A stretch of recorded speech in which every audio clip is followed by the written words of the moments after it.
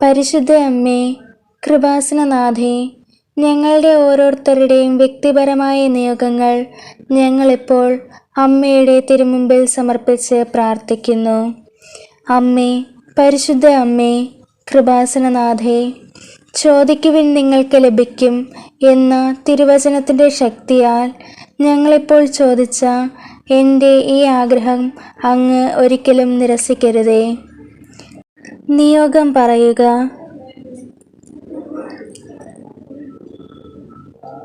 ഞാൻ ചോദിച്ച എൻ്റെ നിയോഗം എനിക്കും എൻ്റെ ദേശത്തിനും നല്ലതിന് മാത്രമുള്ളതും ആരെയും ദ്രോഹിക്കാതെ നല്ലത് മാത്രമാക്കി തീർക്കണമേ.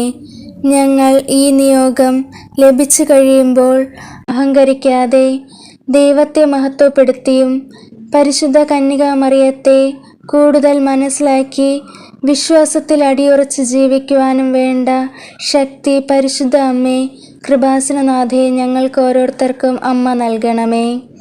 പരിശുദ്ധ അമ്മേ, കൃപാസനനാഥേ,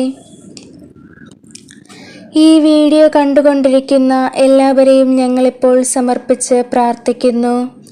അവരെ അമ്മയുടെ നീലക്കാപ്പയ്ക്കുള്ളിൽ പൊതിഞ്ഞു പിടിക്കണമേ. അവർക്ക് യാതൊരാപത്തും വരുത്തരുതേ. അവരുടെ യാത്രകളിലും ജോലികളിലും അമ്മ എപ്പോഴും അവരുടെ കൂടെ ഉണ്ടാകണമേ. രോഗികളായി കഴിയുന്നവരെ സമർപ്പിച്ച് ഞങ്ങളിപ്പോൾ പ്രാർത്ഥിക്കുന്നു. സഞ്ചാരിനാഥേ, ഈ വീഡിയോ കണ്ട് പ്രാർത്ഥിക്കുന്ന എല്ലാവരെയും അടുത്ത് അമ്മ ചെല്ലണമേ. അവരുടെ അസുഖവും വേദനകളും അമ്മ കണ്ട് അത് മാറ്റിക്കൊടുക്കണമേ.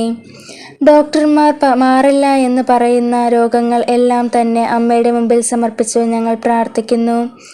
അവരുടെ വേദനകളും ആകുലതകളും കണ്ട് അവരുടെ രോഗം മാറ്റിക്കൊടുക്കുകയും അവരെ തിരിച്ച് ജീവിതത്തിലേക്ക് നയിക്കുകയും ചെയ്യണമേ. ആമേൻ. സ്വർഗസ്ഥനായ ഞങ്ങളുടെ പിതാവേ, അങ്ങയുടെ നാമം പൂജിതമാകണമേ. അങ്ങയുടെ രാജ്യം വരണമേ.